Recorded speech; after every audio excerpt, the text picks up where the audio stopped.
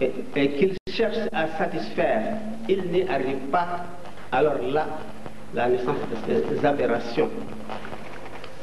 L'homme est dominé de la passion et des intérêts.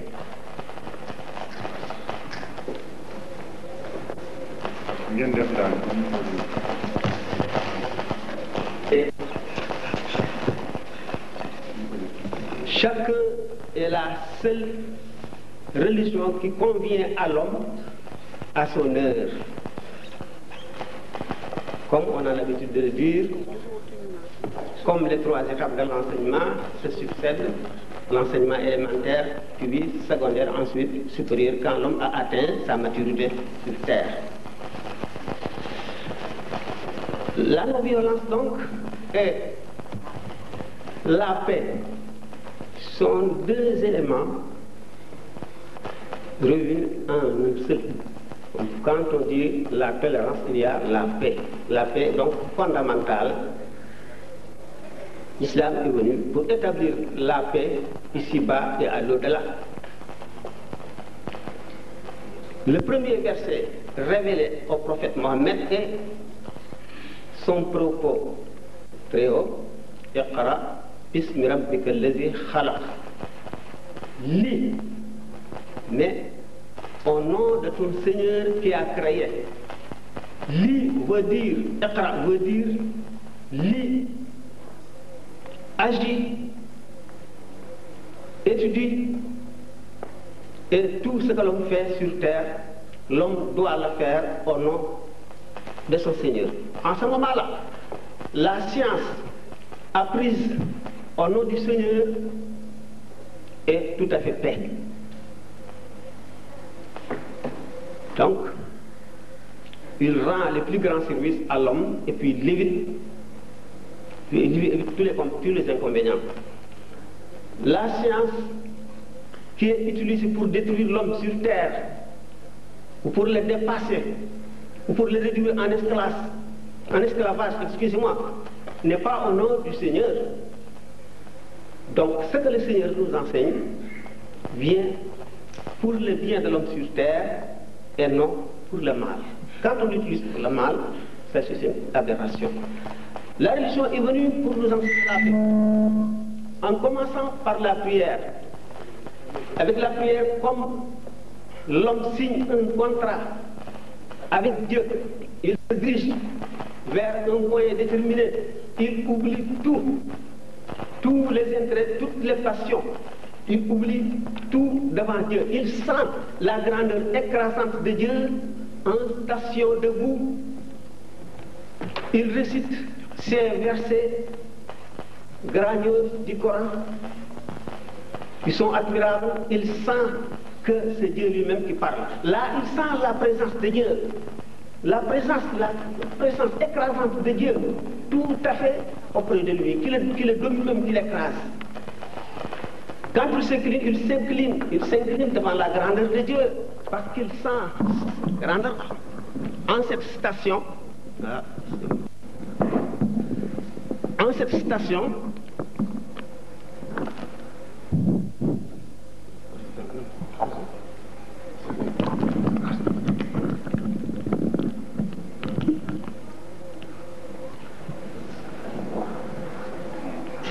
en cette inclination, il se représente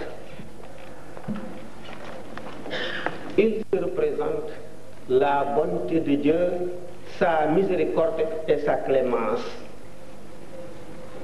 Là, il glorifie Dieu. Mais quand il se prosterne, posant la partie qui lui est la plus chère de son corps, quand il la pose à terre, c'est qu'il s'humilie devant la grandeur de Dieu. Et à ce moment-là, il est proche de l'enceinte céleste. Le prophète Mohammed dit que l'homme n'est plus proche de Dieu que lorsqu'il se prosterne. Mais quand il se prosterne, il exclut tout, si ce n'est la grandeur de Dieu. S'il répète cette prière 5 fois par jour, son cœur se purifie. La grandeur de Dieu le domine, de sorte que devant chaque action, qu'il soit un travail social, qu'il soit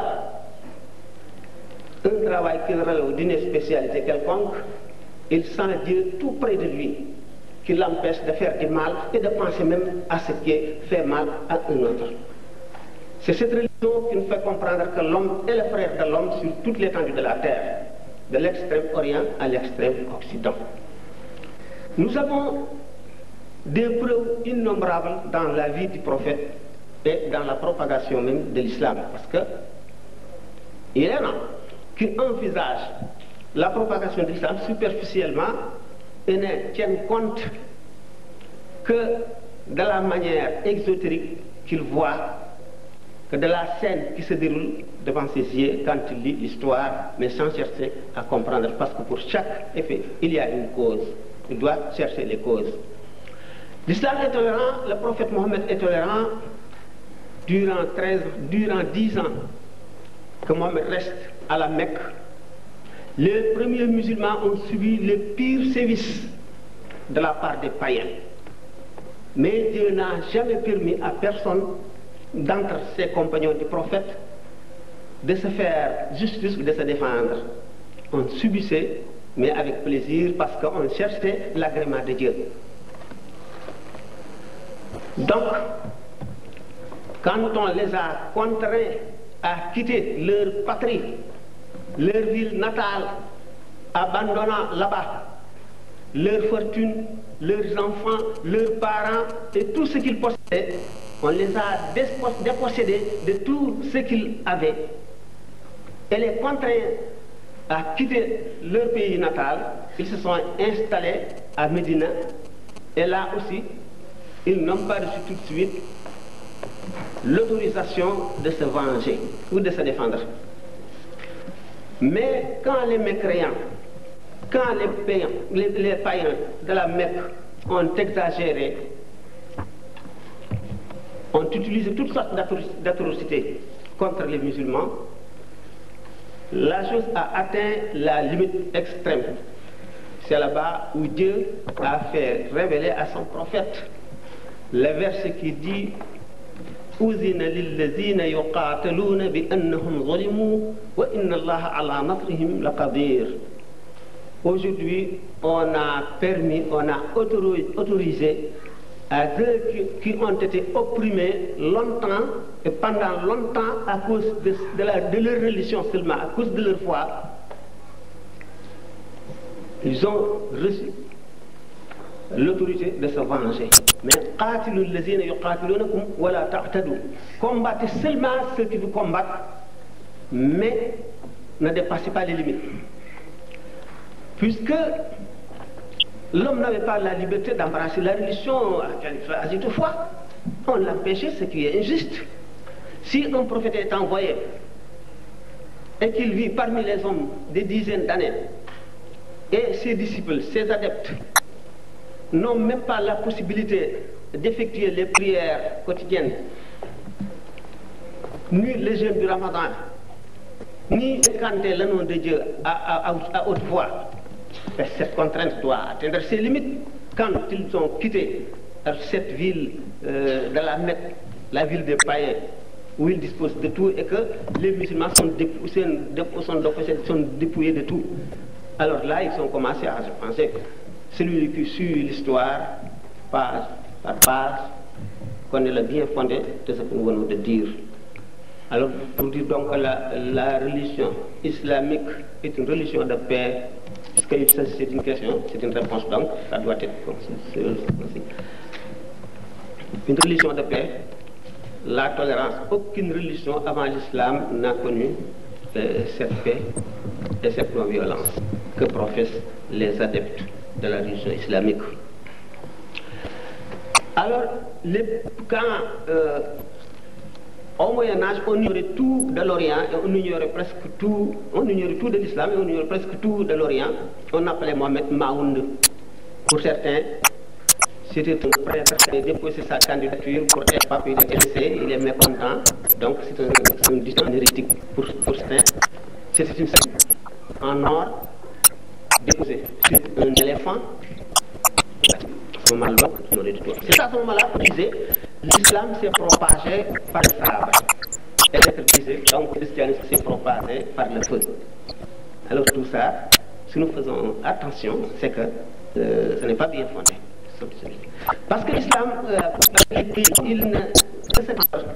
Et puis pour avoir, il faut que les pays qui nous entourent soient en paix avec nous. Parce que nous ne pouvons pas continuer de prêcher la paix et qu'on nous attaque, on nous dépossède de ce que nous avons. Mais il faut donc combattre jusqu'à ce que la paix soit établie, à ce qu'il n'y ait plus de sédition. On séduisait les croyants, on les torturait. Alors là, l'islam avait conquis des pays, mais quand il a conquis des pays, il se contente de signer un acte de paix. Même les habitants de ce pays peuvent rester infidèles, peuvent rester des mécans. Cela ne lui dit rien, il est indifférent, seulement ce qui l'intéresse, c'est la paix. Alors on signait toujours la forme, et ça a été par l'imam. Alors c'était une question, un petit exposé pour répondre à cette question. On attend maintenant les questions qui viennent à une question, tant pis que mal, de répondre à la volonté de Dieu. Les caractéristiques du mouridisme par rapport aux autres confréries, comme par exemple les Tidianes, les Khadi, les Lahel, que vous essayez de nous expliquer un peu les caractéristiques donc de ce mouridisme.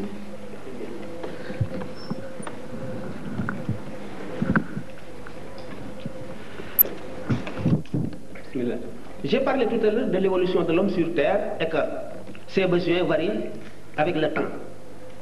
Comme l'islam est venu, comme la dernière religion, étant la plus parfaite, parce qu'elle tient elle tient compte de tous les besoins de l'homme, des passions et des intérêts, comme vous venez de le dire, c'est comme ça le mouridisme aussi. Étant la dernière confrérie née, elle a tenu compte de beaucoup de choses que les autres avaient négligées. Une confrérie au sein de la religion islamique est fondée par un chef spirituel qui a parcouru le chemin qui mène à l'enceinte scellée de Dieu. Celui qui a, comme je venais de le dire, en l'homme il y a deux parties antagonistes. Il y a le corps, il y a l'esprit. Actuellement, on passe une crise non seulement spirituelle mais métaphysique. Les confréries, parce que vous savez, l'islam a fait une législation parfaite. Cela régit les actions de l'homme. Mais pour le cœur de l'homme, ce qui le lie à son créateur, c'est ce qu'on appelle le soufisme ou le tasawwuf, un islamisme. Les confréries sont toujours fondées sur le soufisme. Mais vous savez, l'homme a des dispositions plus ou moins grandes. Il vient en sa naissance avec ses dispositions. Donc, il y a des hommes qui sont spirituellement prédisposés pour guider les hommes. Alors ces gens sentent une passion qui les appelle vers la divinité et ils méprisent tout ce qui est à côté de tout ce qui peut se présenter à lui, parce que cet homme est particulier. Toujours le fondateur d'une confrérie est un homme exceptionnel. Cheikh Ahmadou Bamba étant le dernier qui avait fondé la dernière confrérie, est venu à une époque qui diffère foncièrement des époques précédentes. Il est venu au Sénégal. Le Sénégal a ses caractéristiques. Au moment de la colonisation, la vie était très difficile. La société des Sénégalais avait des catégories, des étages et des rangs. Les gens sont préoccupés par les guerres et la constitution des royaumes. Les autres par leur culture, les autres par leur pâturage. Il y avait une caste appelée les Dom Sokhna, ce sont ceux qui se sont consacrés à la religion, à l'étude de la religion. qui étudiait le Coran, la Sharia, qui est constituée de la théologie, de la législation, c'est-à-dire du fiqh, jurisprudence et du soufisme. Il y a parfois un homme qui est destiné à guider une certaine société islamisée.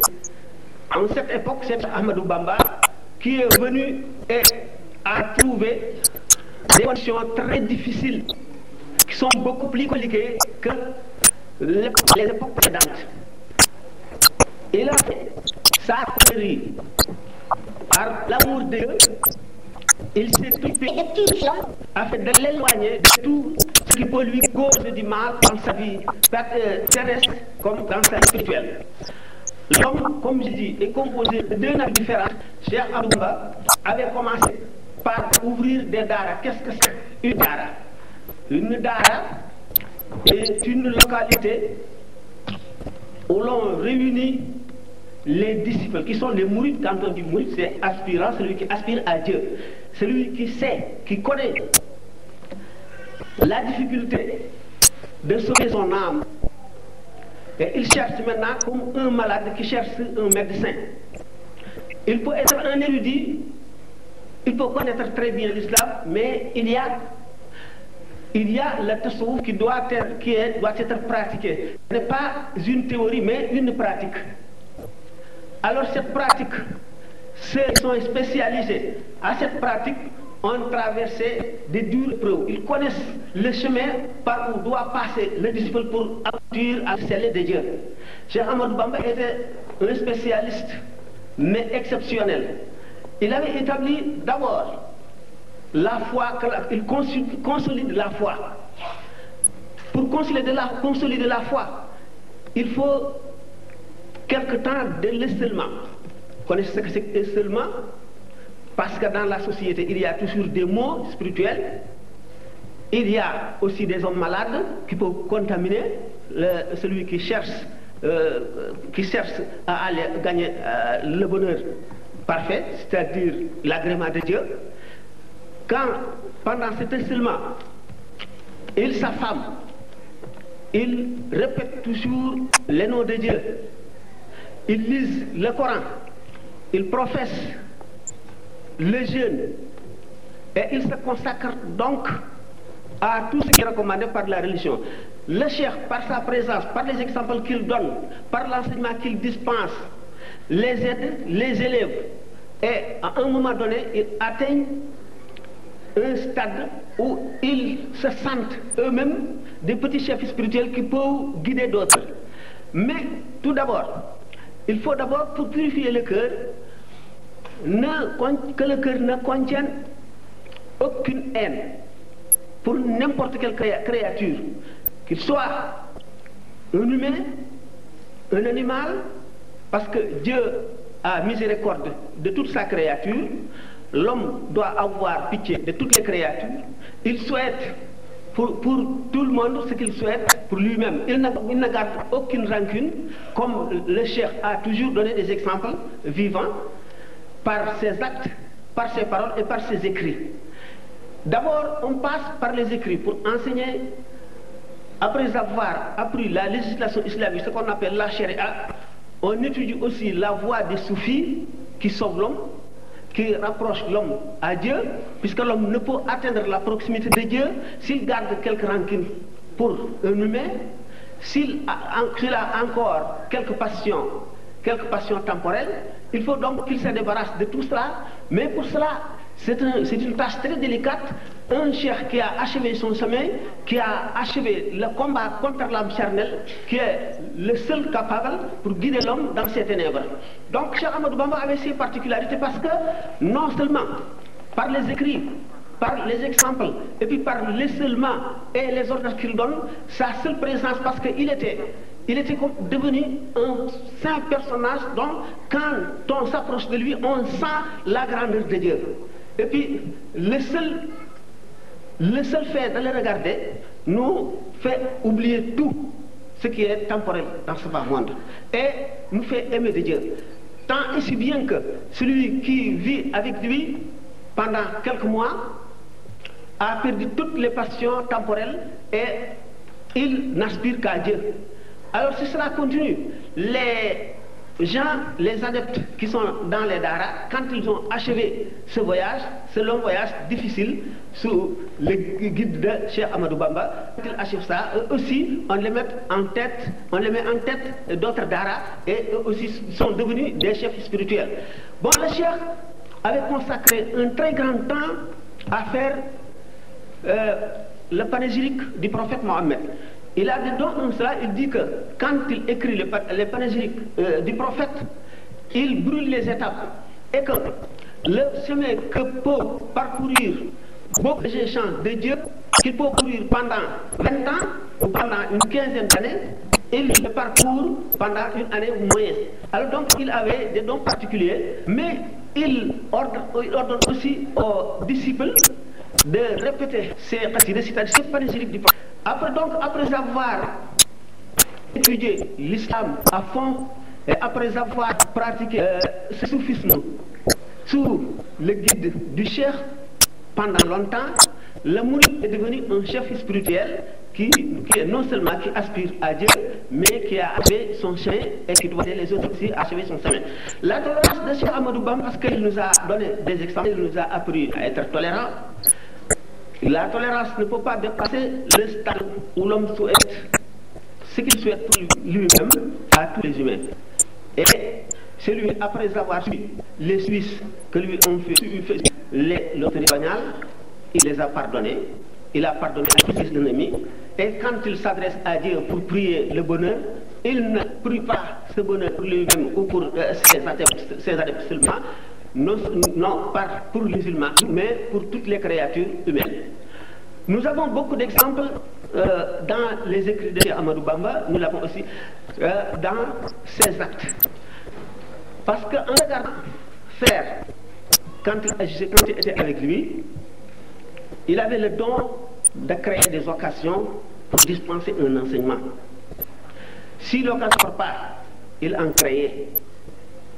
Un oiseau vient, il dispense un enseignement profond du passage. D'entreprendre une action, vous souvenez de prononcer le nom de Dieu au commencement, il te dit laisse. Tu laisses, il appelle un autre vient. Il ne commence pas par le nom de Dieu, son action, il le dit laisse jusqu'au dernier adepte qui vient et qui commence son acte par Bismillah. Alors, donc cette leçon est inoubliable parce qu'il y a une scène qui s'est passée, qui s'est déroulée devant l'homme, cela marque son cœur, il ne l'oublie pas. Un jour, on nous raconte, quand il était en exil, il était venu du Gabon, mais exilé toujours en Mauritanie. L'autorité coloniale empêchait les disciples d'aller lui rendre visite.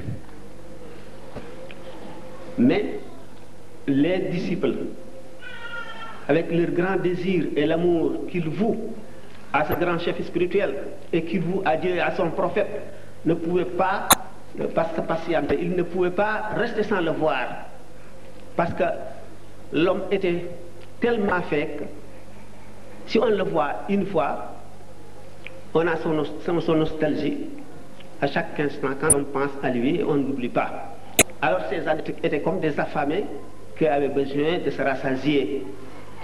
Certains d'entre eux ont rasé leur tête en laissant des touffes pour se faire ressembler, pour se faire confondre aux lutteurs, ceux qui luttent dans les arènes. On les a laissés passer à cause de cela. Mais le cheikh avait ordonné une semaine auparavant de revenir du bois mort. Il en a fait un très grand tas. Au coucher du soleil, il a ordonné de mettre le feu sur le tas de fagots. Alors, vers la fin de la nuit, ces adeptes arrivent. Le lendemain, ils saluent le cheikh. Le cheikh leur a posé la première question. Comment avez-vous connu le chemin? Non, d'abord, comment avez-vous fait pour échapper à la vigilance de l'autorité coloniale? Ils disent, parce que nous sommes fait ressembler aux lutteurs. Et comment avez-vous connu le chemin? Nous avons vu un grand feu dont les feux se levaient haut dans le ciel, ce qui nous a guidés. Sur ces entrefaites, il y avait un lézard qui ressemblait au genre venimeux, très venimeux, qu'on tuait à chaque rencontre. Quand on l'a tué, on s'est rendu compte que ce n'était pas de ce genre, mais du genre innocent. Alors le cheikh commence par leur dire que comme vous faire ressembler aux lutteurs, vous ne devez pas le faire, c'est un acte ignoble parce que vous êtes différents de ces gens-là, vous ne suivez pas le même chemin, vous ne devez pas leur ressembler.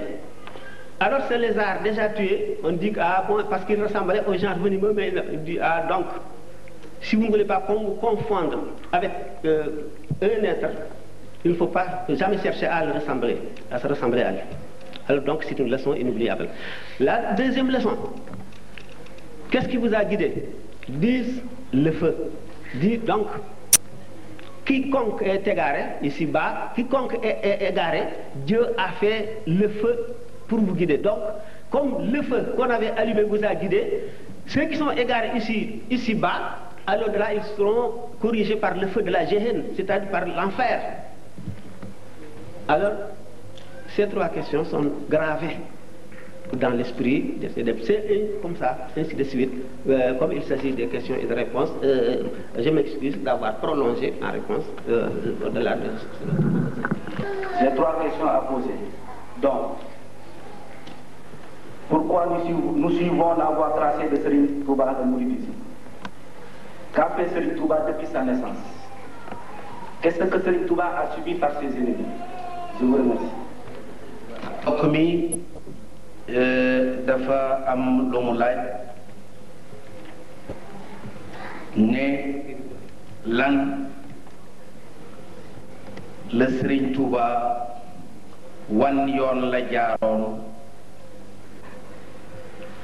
bëggit nu nit nu jaar ca ak yan coono la jànkoonteeloon ba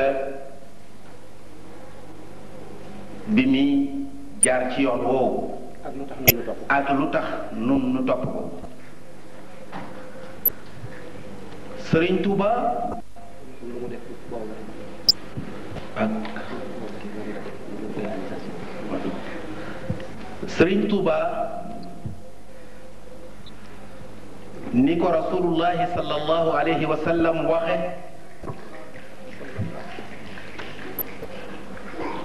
ne inna allaha yab'athu ala ra'si kulli mi'ati sana man yujaddidu diinahu. yàlla ci bopp téeméeri at yu ne bopp xarnu bu ne dana yebal koo xam ne kii dana yeesal ci diiney Muhammad sallallahu alayhi wa sallam. li tax nag diiney Muhammad sallallahu alayhi wa sallam fokk ku ko yeesal rekk lay soxla waaye du aajoo keneen kuy soppi loola. mooy diine ji nga xam ne ji moom la yàlla bëgg mboolem lu mu bind aw ca loolee. mooy diine ji nga xam ne jamono ju ne ak barab bu ne ak nit ñu ne mën naa dëppoo ak ñoom. jooju diine bu amee lenn luñ cay dana mataay boo xam ne gi lenn loo xam ne lii luy war a jëriñ nit la ci àdduna ak àllaaxira lu mu mën a doon day war a ne ci biir diine joojee. loolu moo tax diine Muhammad sallallahu alayhi wa sallam mat koo xam ne amul lenn lu nit mën a jëriñoo ci àdduna wala mu di ci jëriñoo ci àllaaxira te nul ci diine. waaw diine ji nag bu fekkente ne du soppiku nit ñi dañu dem ba dévier jàdd. bu ñu jàddee nag day aajo koo xam ne kii dana leen delloo si ci yoon wi. ka leen di delloo ci yoon wi nag kooku mooy xaadimu rasul. xaadimu rasul ci ëzal la yàlla naroon muy kuy yeesal diine Muhammad sallallahu alayhi wa sallam. ginnaaw diineem lay yeesal si nag melokaan wa nekkoon ci Muhammad sallallahu alayhi wa sallam woowa melokaan lay mel. waaw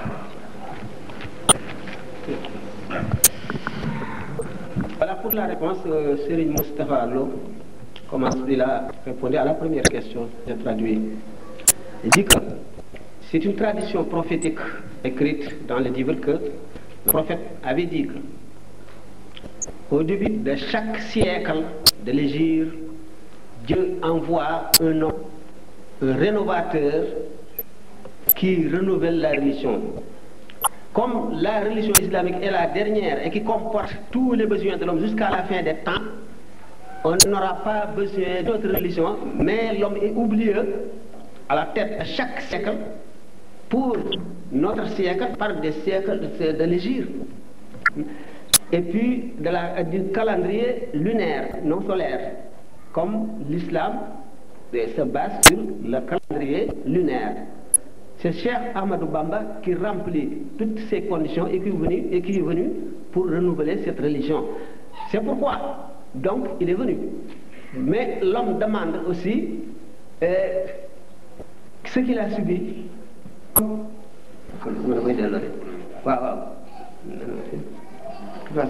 Voilà, comme le dit le prophète. Et puis, pourquoi nous aussi, nous sommes ses adeptes? Pourquoi nous suivons son chemin, c'est-à-dire ses exemples? Et il y répond. Ginnaaw Serigne Touba moo remplacé Rasulullahi sallallahu alayhi wa sallam di xalifatullahi fil ard di xalifa bi yàlla ci kaw suuf kon bu ñëwee na nga xam ne nii na la yàlla bëggee woon ku na mel noonu rek lay mën a mel loolu moo tax Xaadimu Rasuul ni yàlla bëggee la meloon li yàlla bëggoon ku ko suivre moom la doon suivre.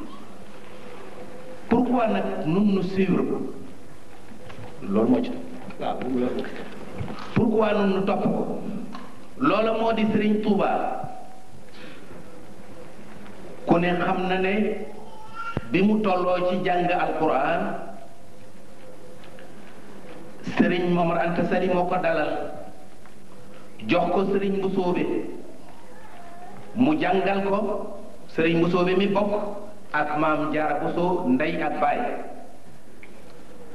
kooku moo ko jàngal alquran tuuti dellu ko jox nijaay boppam ja muy Tafsir Mbàkke Ndumbe Tafsir Mbàkke Ndumbe nag spécialiste la woon ci alquran mokkal na ko rupp ci qiraat yépp la daan jàng nekkoon na itam di ko tafsir alquran bi ko Sëriñ Mbàkke Tafsir Mbàkke Ndumbe jàngalee ba muy bëgg a mokkal alquran yàlla dogal mu nelaw bi mu nelawee fekk na booba Mamour Anta Sali Maba Jaxu yóbbu ko Saalum pour def ko mu nekk qaadi waaye ginnaaw daara la yoroon juri moo tax mënutoon a dëkk Ñooro ci loolu la ko digalee mu randu Ñooro lu war a toll ci juróom-ñaari kilomètre nekk foofa di jàngale bu altine jotee mu ñëw Ñooro atteel Maba Jaxu ca diir boobee la fa maam Jaara nelawe ñu denc ko foofee ca Ñooro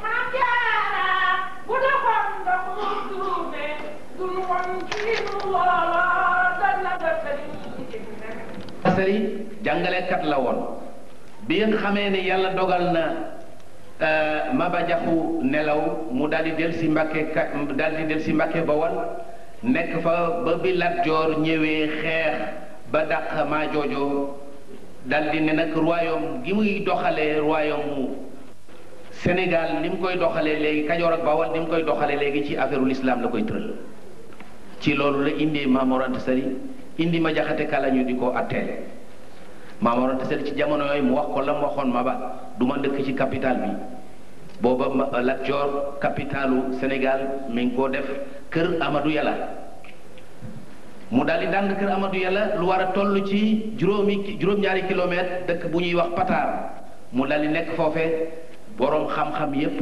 ñi bëgg a jàng ak doomi soxna yeeg nit ñu yiw yépp fekk si ko foofu di jàng ci moom Maam Mor Anta Sali ci jamono yooyu nag fekk na Tafsir Mbàkke Ndumbe nelaw ba sëriñ bi delsiwaat ci loxol Maam Mor Anta Sali mu di ko jàngal gannaaw bi waaw bi mu xamee ne loolu am na nga xam ne Maam Mor Anta Sali école bi mu yoree mujj na mel ne ak université àdduna bépp wut si ko ñii ñëw di jàng si ci Maam Mor Anta Sali sëriñ bi itam sa Maam Mor Anta Sali di ko jàngal en même temps ci biir loolu la ñu nekk ca njàng ma ba yàlla dogal Maam Mor Anta Sali nelaw ña doon jàng it des fa ndax daara ja du woon ñoo xam ne ñii dañuy ñëw di jàng rek dafa amoon ay professeur da ngay ñëw di jàng fànn gi nga xamul gi nga xam nga di ko jàngal ñi ko xamul noonu la daara ji composé woon ba ñu toogee nag ba jenn jëmmi bis Sëriñ Tuuba wax ne rasulullahi sallallahu alayhi wa sallam dikkal na ma tey xamal ma ne ma sa borom nee na rabbi asxaabaka bilhimma wala turabbihim bi darsi faqat hum bi liqu bihi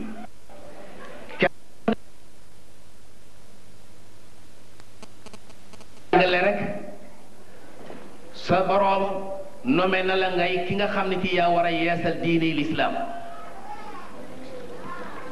mu dal di wëlbatiku ña doon jàng ñépp ànd ak moom di jàng ci Maam Mor Anta Sali mu xamal leen ne leen tey képp koo xam ne ki njàngum kese képp la fi indi woon sooy boo dem fa nga foo mën a wuti njàngum kese ndax sunu boroom yonent bi sallallahu alayhi wasallam ñëw na shaafahani la wax yonent bi tuñante na ak man jàkkaarloo na ma ak man wax ma ciy tuñam ne ma rabbi asxaabaka bil himma kon nag léegi képp koo xam ne kii nommé nañu ma nekk mujaddid hadal qarn képp koo xam ne li ma bëgg nga bëgg jaay jébbal ma sa bopp adduna ak àllaaxira nu ànd maygal la ci yàlla koo xam ne ki njàngum kese rek la fi indi woon nag booy boo wuti feneen foo jànge ji njàngum kese loola tegtaliwul ne dafa bàyyi njàngale ma la nga xam ne lii nag moom la ñooñee nga xam ne ay moroomi dongo lañu woon moo ak moom ci saayir gis ci moom melokaan wa ñu gis ci moom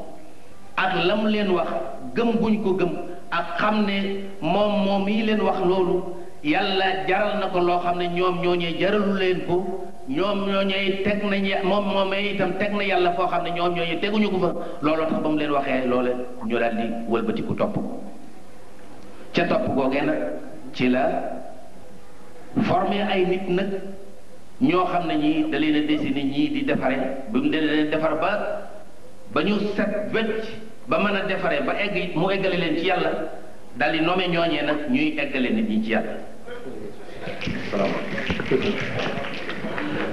Voilà, on me demande d'être bref.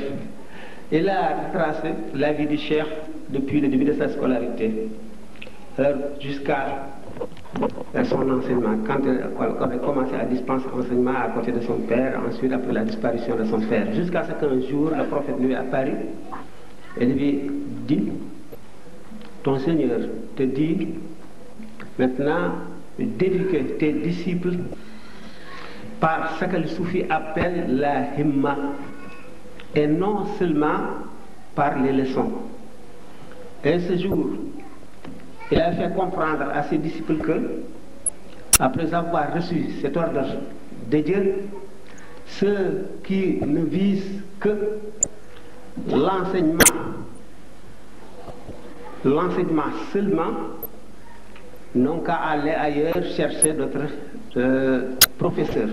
Quant à ceux qui veulent un chef spirituel qui est capable de faire aboutir un disciple à l'enseignement de Dieu, il n'a qu'à le suivre parce qu'il est celui qui est tout à fait désigné par Dieu au début du siècle pour renouveler la religion et pour guider les hommes spirituellement dans la voie de Dieu. En bref, c'est cela la réponse de la deuxième question. Il reste la troisième, je dois y répondre.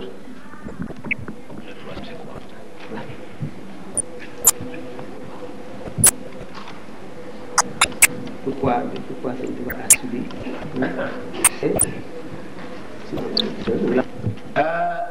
Deuxième question bi troisième question bi mooy dafa laaj Serigne Touba bi mu tàmbalee loolu yan nattu la jànkoonteel ak nan la jëfanteeg ñi ko xam ne ñoo ko doon nattu du loolu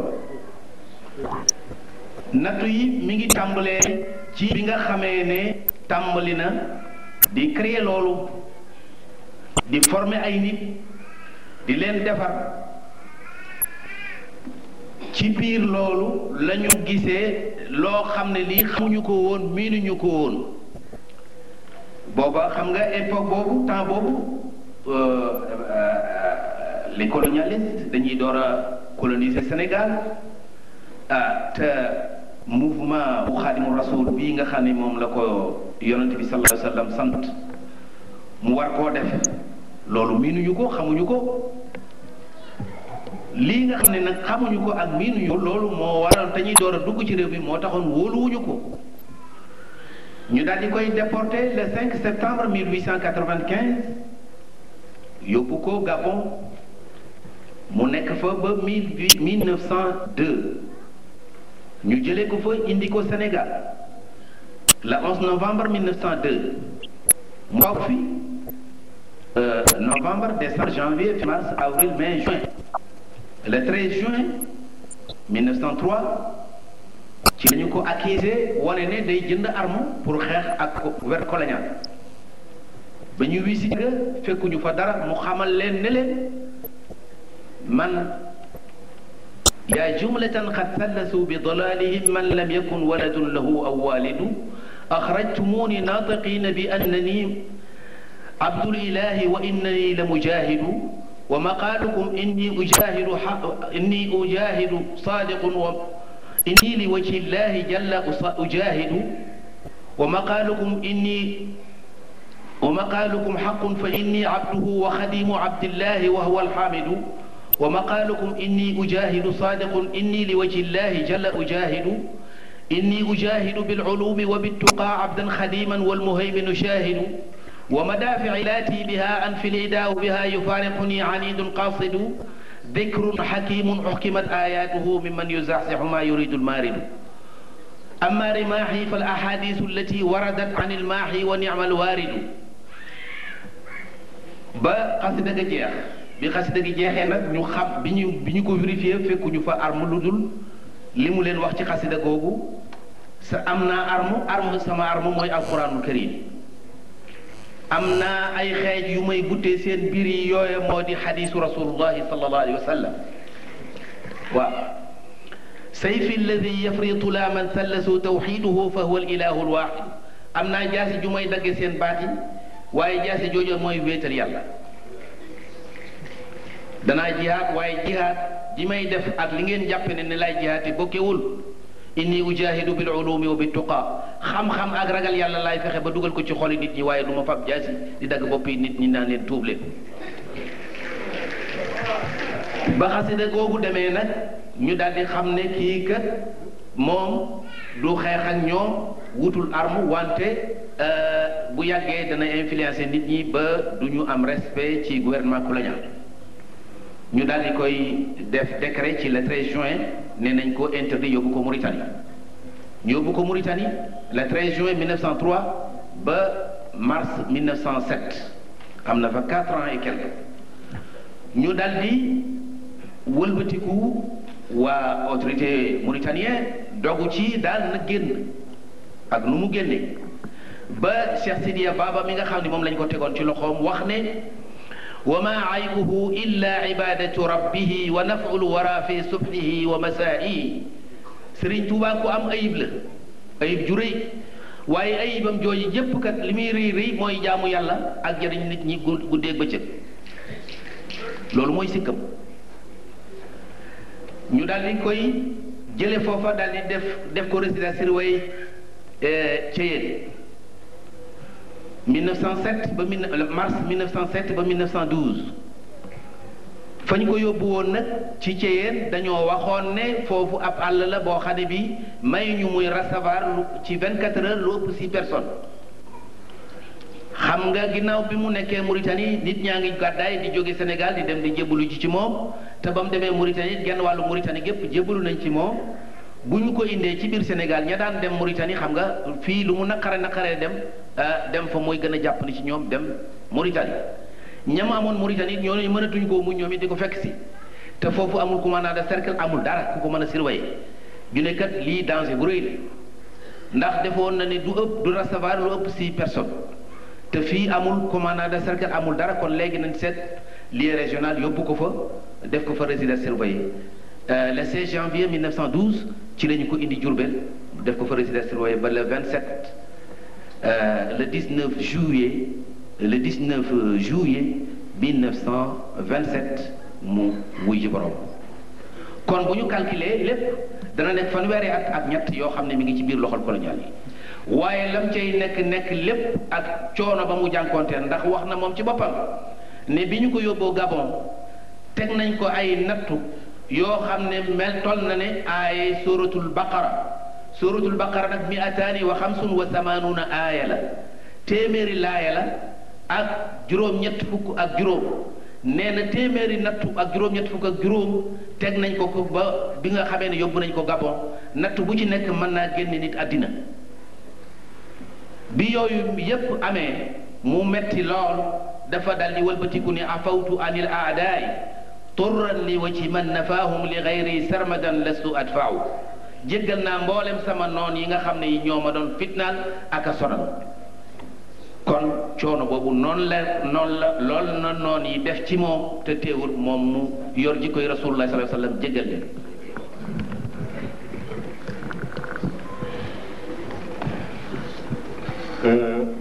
Pour résumer la troisième question du professeur Moustapha Lo, on lui a posé la question à savoir quelles sont les épreuves que notre cheikh a suivies durant sa vie.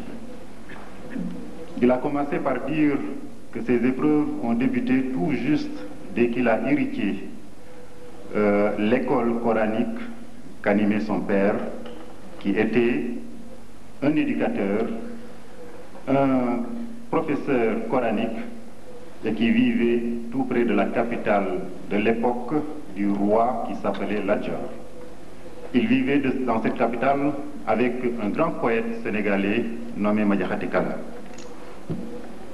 Dès le décès de son père, il avait hérité l'école, qui était une école qui réunissait des professeurs dans le domaine de l'enseignement islamique.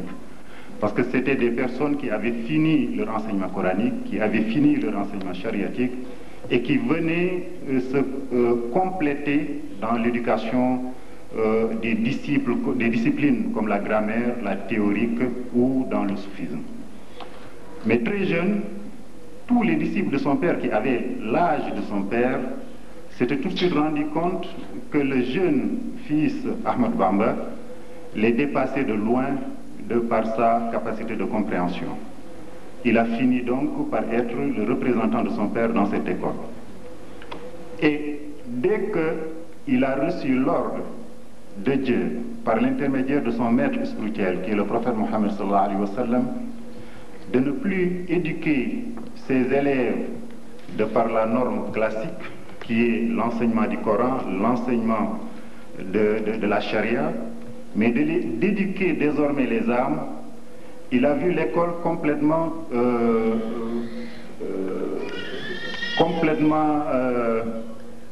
dégagée par l'essentiel des étudiants qui étaient là. Autrement dit, la majorité des élèves se sont dispersés et il ne restait qu'une petite minorité qui aspirait réellement à Dieu et qui savait que Cheikh Ahmad Bamba était capable d'éduquer leurs âmes et de les élever et de leur faire atteindre l'enceinte scellée de Dieu. Il a commencé par dire désormais, je vais vous éduquer, je vais éduquer les âmes de par l'exemple, de par le modèle que je serai, tel que l'avait vécu le prophète Mohammed sallallahu alayhi wa sallam quand il était un modèle pour ses sahaba. Et cette éducation, la première leçon était le respect de Dieu, l'amour de Dieu et de ne jamais appliquer que l'ordre de Dieu. Souvenez-vous, nous nous situons en ce moment durant la période coloniale française. Pour toute autorité temporelle, le refus de soumission de l'autorité spirituelle est une atteinte, une sorte de rivalité, une sorte de concurrence, une atteinte à leur pacification.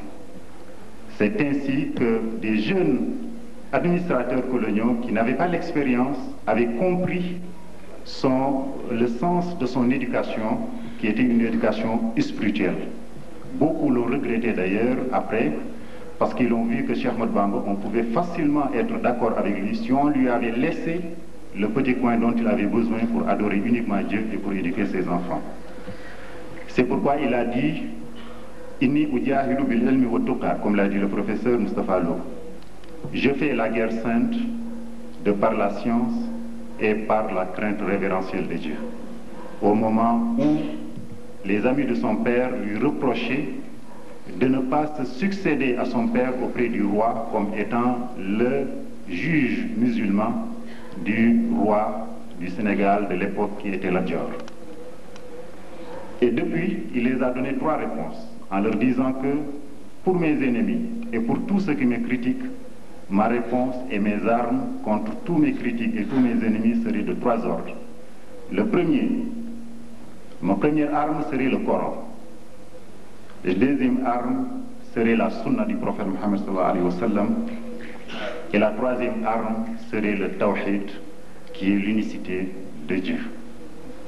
Depuis lors, il n'a jamais cessé d'être l'objet de toutes sortes de turbulences coloniales, qui n'a cessé de le mener d'une ville à l'autre, d'un pays à l'autre. Durant 33 ans, il a passé du Gabon, dans un climat tempéré, à un climat sahélien, comme la Mauritanie, pour revenir à sa résidence à Thiéyène au Sénégal. Et jusqu'à la fin, jusqu'à son dernier souffle, il était encore en résidence à Diourbel. Ce n'est que lors de son décès qu'il a été transféré dans sa capitale spirituelle, qui est la capitale du mouridisme actuel, qui est Touba Sainte, Toura al-Muharrasa. C'est le sens.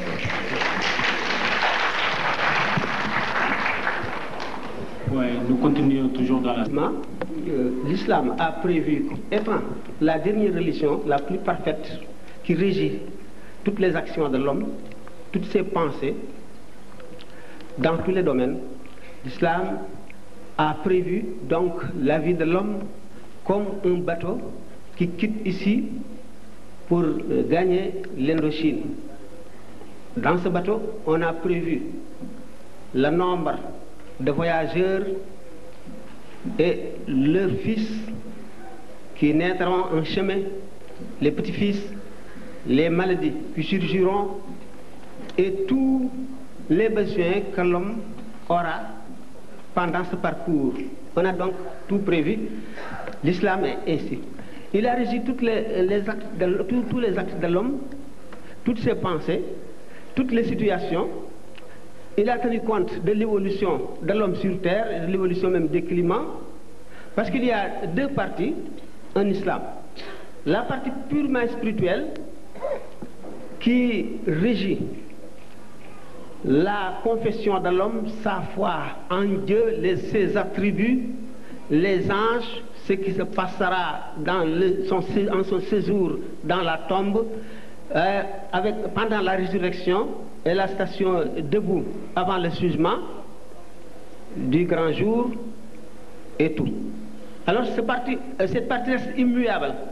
Ça ne change pas parce que c'est ce que l'homme doit concevoir pour comprendre Dieu. La deuxième partie, c'est la législation, ce qui varie suivant la situation de l'homme sur terre.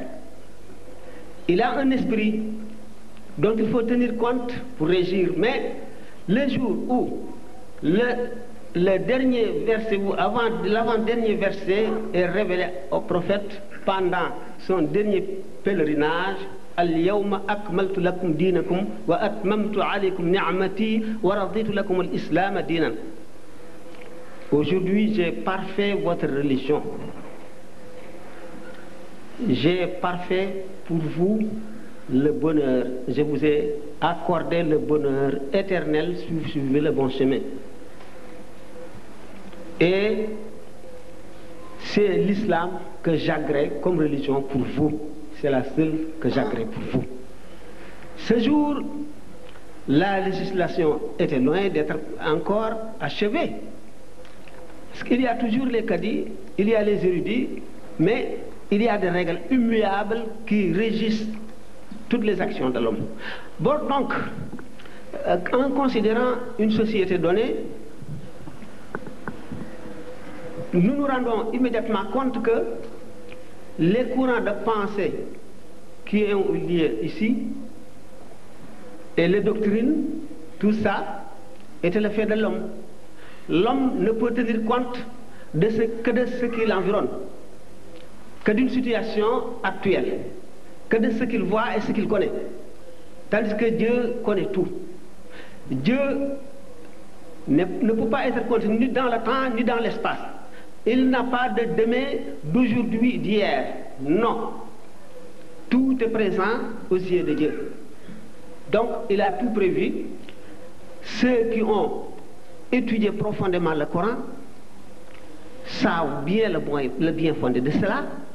Si nous voyons qu'aujourd'hui, le communisme est désuet et qu'actuellement, beaucoup l'abandonnent parce que les circonstances changent, les données aussi du problème ont changé. Cela ne peut pas arriver à la législation islamique. Parce que l'islam ne fait qu'établir des règles immuables qui peuvent tout régir,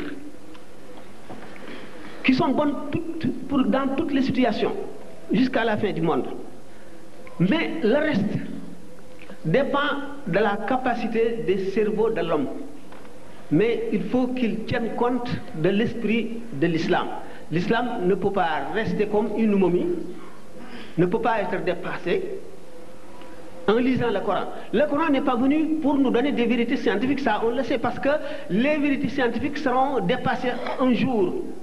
Et quand le Coran s'est révélé, si on enseigne des vérités scientifiques qui sont partielles et provisoires, les hommes qui sont contemporains du prophète ne pourront pas comprendre l'islam parce que ça les dépasse.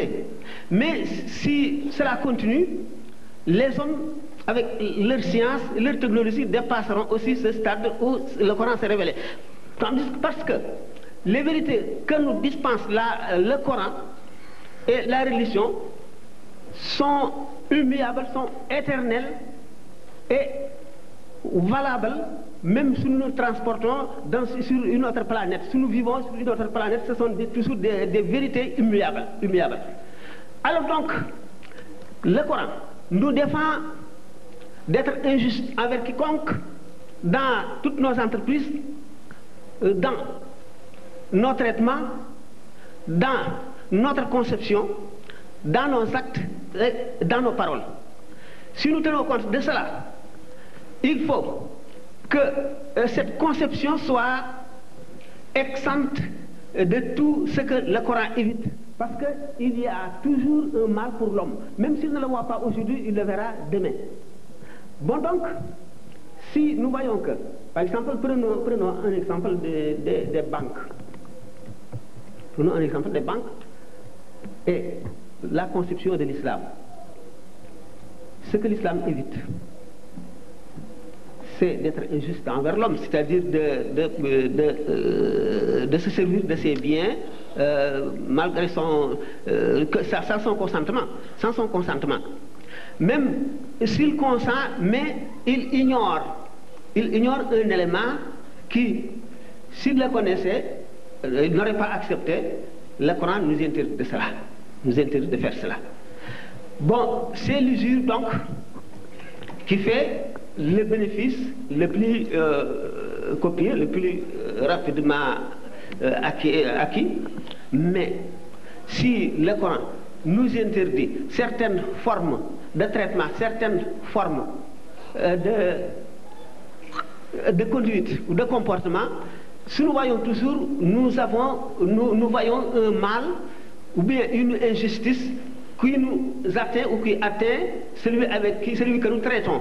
Mais si nous évitons tout cela, l'homme utilise son intelligence, il n'évite seulement que ce que le Coran interdit. Alors donc, tout est possible, tout ce qui est utile à l'homme sans être nuisible pour un autre homme est accepté par le Coran. Donc, Al-Yawma akmaltu lakum dinakum ne veut pas dire que tous les jugements qui ont été faits depuis lors, on ne peut pas faire un jugement en dehors de ceci. Il faut toujours l'exemple, ce n'est pas ça, mais c'est l'esprit seulement dont nous devons tenir compte dans toutes les circonstances et dans tous les traitements. Alors donc, pour l'islam peut, par exemple, s'acclimater dans tous les pays, dans toutes les situations, dans toutes les conditions. il faut toujours savoir ce qu'interdit l'islam, et toujours ce qui interdit reste toujours un mal pour l'homme.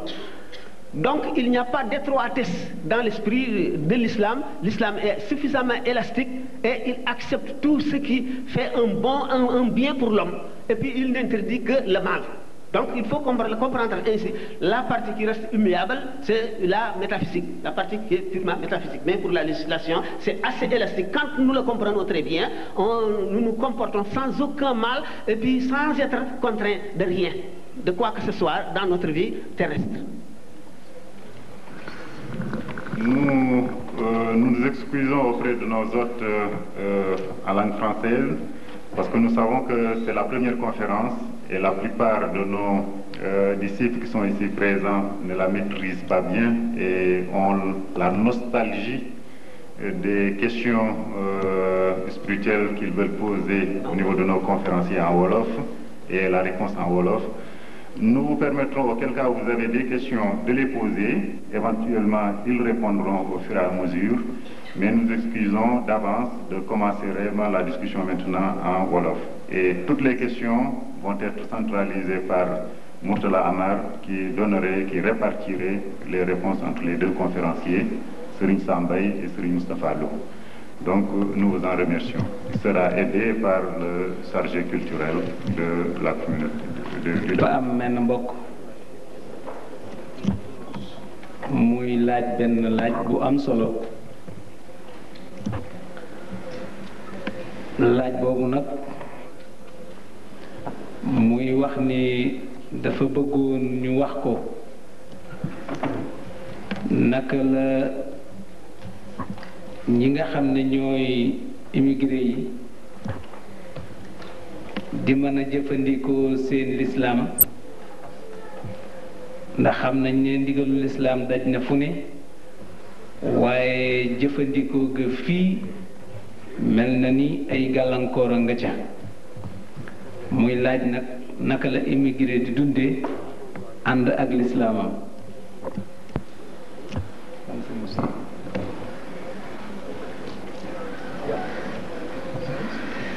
Moustapha kon Serigne Moustapha Lo moom lañ jox loolu.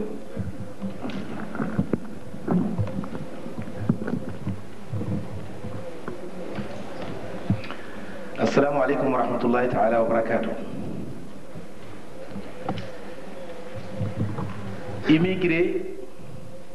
immigration bu ñu ko seetee mbir la moo xam ne mu reenu la ci lislaam,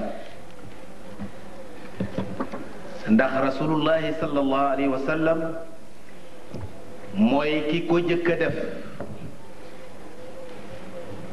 nekk na ku ne xam na ne makkatal mukarrama la gane àdduna, ku ne xam ne makkatal mukarrama la yaraw, ku ne xam ne makkatal mukarrama la ko yàlla yónnee ginnaaw bu mu amee ñeent fukki at, ku ne xam ne dund na fa lu mat fukki at ak ñett gannaaw bi mu door a gàddaay. gàddaay mbir la mu rëy ci lislaam. gàddaay di wuti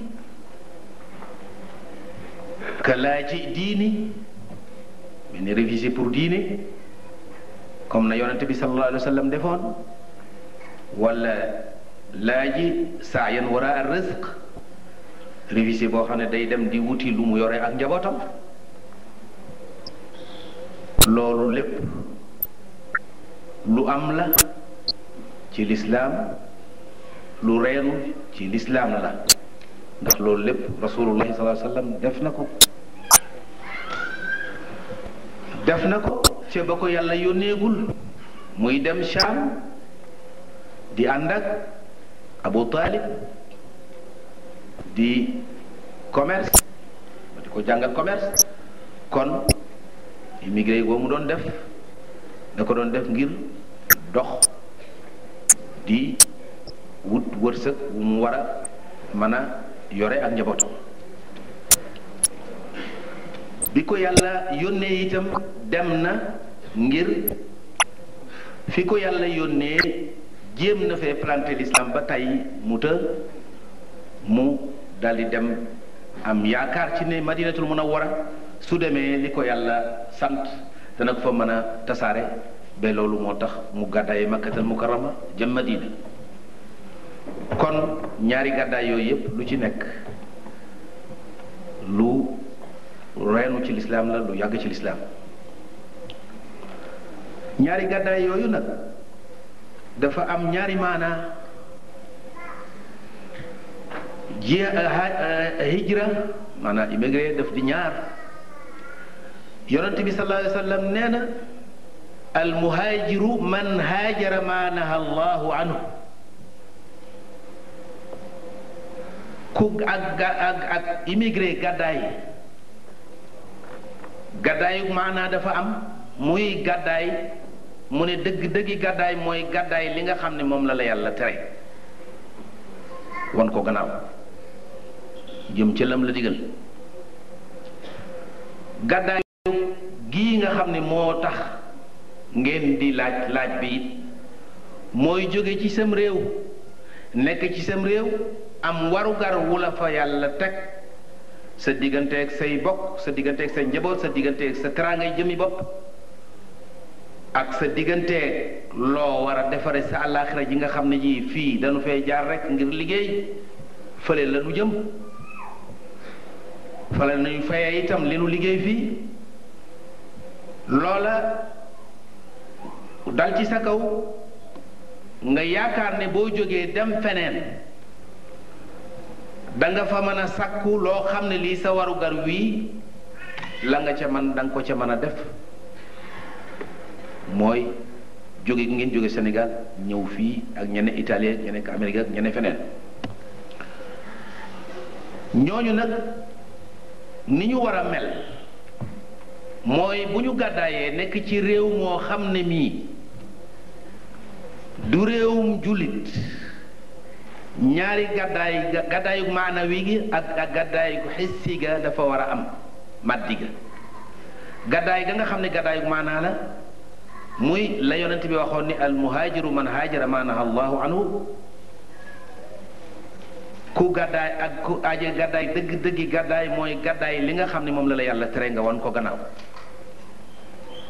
kon boo dee ab jullit jóge ci réew moo xam ne mii réewum jullit la nekk ci réew moo xam ne mii du réewum jullit waxtu wu ne da ngay war a xam ne yow mii li war ñi waru la li ñuy nekkit bokkul ak la nga war a nekk waxtu wu ne da ngay def ci sa xel ne yaa ngi France waaye yaa nga ca digg Touba ga nga nekkoon say nawleeg say bokk la nga doon jomb ca Touba nga di ko jomb fii la nga doon bañ ca Touba nga di ko bañ fii teg sa boppit ne liggéey moo ma tax a jóg te liggéey ku mu tax a jóg waruloo noppalu waruloo bëggum noflaay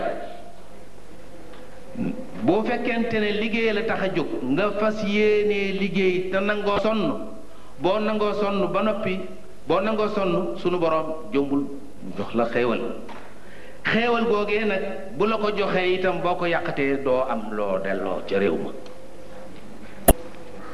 waxtu wu ne da ngay war a xam ne dara la taxoon a jóg yow mi it laaj bi defe naa ne leer na lim ci mën a dolli nag du doy ñaari baat rek laa ci sànni yaakaar naa ne ñi nekk fii war a nañuy jëfandikoo ndax yi leen islaam teg te def ko léeg-léeg mu jafe yim leen tere léeg-léeg wattandiku ko na mu waree jafe mooy li nga xam ne xëy na dana leen di jaaxal wante ni ñu waxee lislaam moom dafay lu mat goo xam ne dara lu warul a dugg du dugg waaye dara lu war a génn nit da du génn lu warul a